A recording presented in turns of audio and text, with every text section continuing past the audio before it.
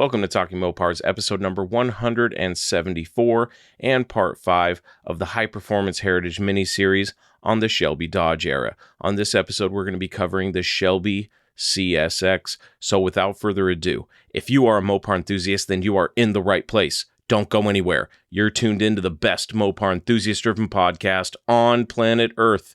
And I'm your host, Chris Albrecht, better known as the Mopar Hunter, and this is Talking Mopars.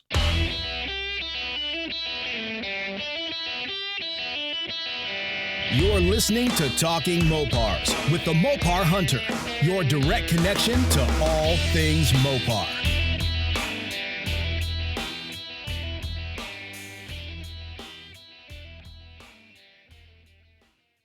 The Shelby CSX was a limited production high-performance automobile based on the Dodge Shadow and Plymouth Sundance.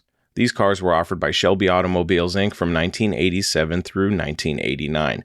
The first Shelby CSX appeared in 1987, and power came from Shelby's intercooled Turbo 2 2.2 inline four-cylinder producing 175 horsepower at 5,300 RPM and 175 foot-pounds of torque from 2,200 to 4,800 RPM and had a 0 to 60 time of 6.8 seconds.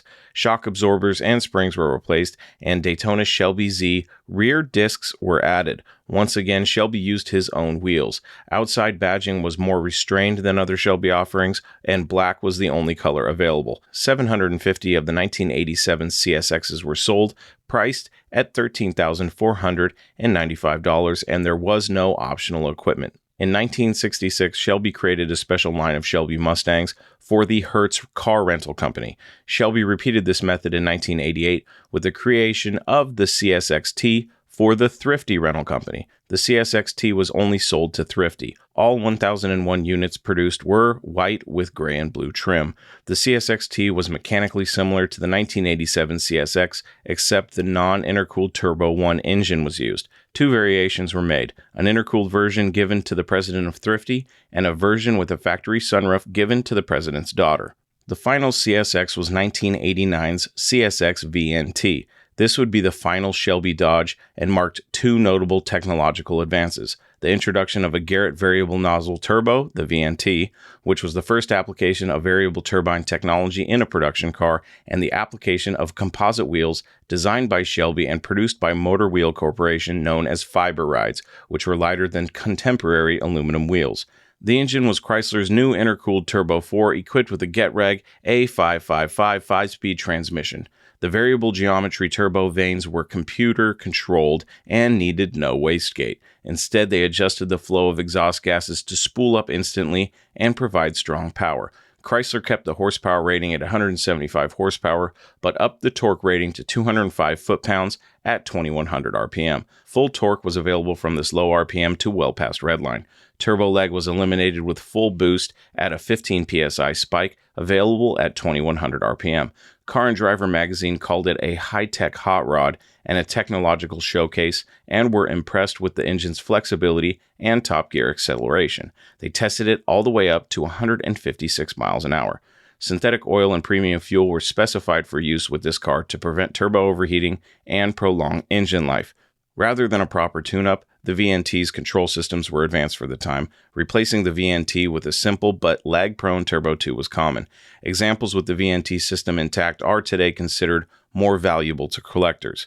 Shelby installed emblems in the engine compartment specifying Mobil 1 synthetic oil only, as he did on other Shelby Dodges.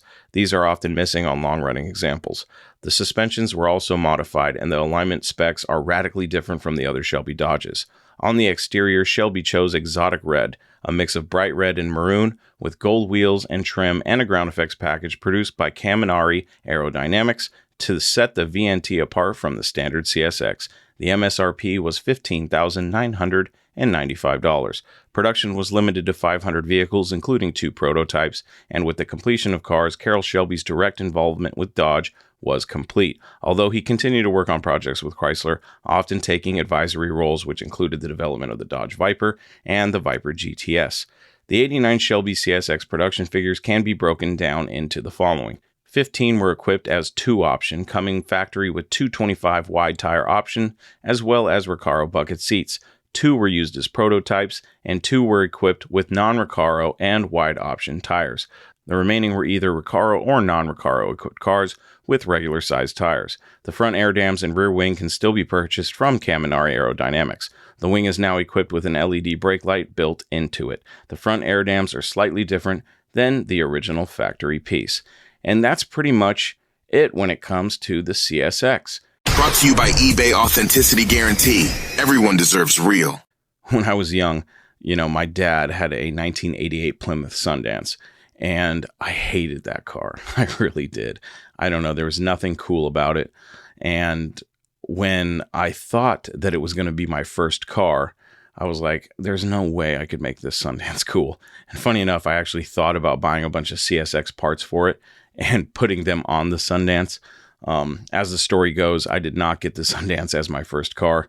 Although looking back, at least I would have been able to say my first car was a Mopar, and it was not. But, over time, I've grown to love Dodge Shadows and specifically the Shelby CSX. And we actually, my dad and I, have acquired a 1987. It popped up, and I forget if it was on Facebook Marketplace or if it was on Craigslist, but it was $180. My dad actually picked it up. He bought it for $180, and it's kind of like our little project that we haven't gotten to yet. The head was taken off, and a bunch of parts are missing off of it, but we have everything to put it back together. So I would love to turn it into a little track car someday. It's a super cool car. I'm glad to have one, but I really just haven't put in the time into it. It's got a really cool patina to it, so I kind of want to, just shine it up and take it to the track. That'd be a lot of fun. I would love to get that car to the track, crush some cones with it, and just see what it can do. I have an affinity for front-wheel drive turbo Mopars. It's no secret. I have a 1987 Dodge Daytona Shelby Z, bright red car, gray leather interior. It's just it's one of those cars that's on the back burner, and it's been on the back burner for too long. But we also have the Shelby CSX, so I'd love to get both of those cars running. And then I also have a 1988 Dodge Daytona Shelby Z that's blue, and I think I want to turn it into a drag car. The passenger door and a little bit of the quarter panel are caved in, so I think if I can just get some parts to throw it together, it would be a really cool drag car, just for some fun. Probably leave it front-wheel drive until we can get a Hemi in it. But yeah, man, these front-wheel drive turbo Mopars are so cool, and I just love them. Along with the muscle cars, they're just neat cars, and I would love to have one. And I was just on a podcast, or actually it's a YouTube live show with my friend Jovita. You can find her at SRT Jovita on social media. She has a really cool show on her YouTube channel called the SRT Jovita Show, and she actually had me on the last episode for her first season, and we were talking about Dodge and front-wheel drive turbo Mopars, and how I just don't think that the Neon SRT4 was given the love it should have been given when it was released. It was kind of like an ode back to the days of front-wheel drive turbo Mopars.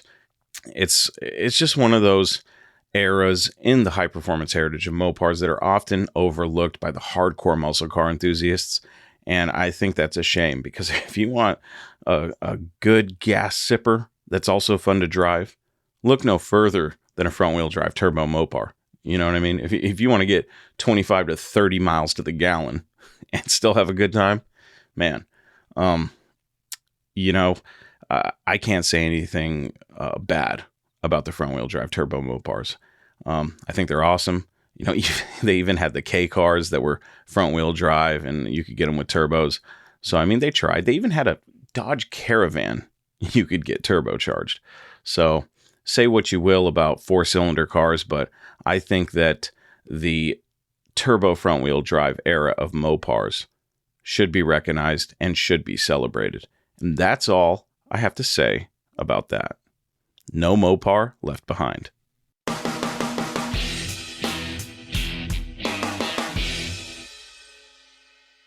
There you have it, my friends. Another episode of Talking Mopars is in the books. For everything you need to know about the show, you know where to go, talkingmopars.com. That's it, my friends. Until we talk again, I am your host, Chris Albrecht, and that was Talking Mopars.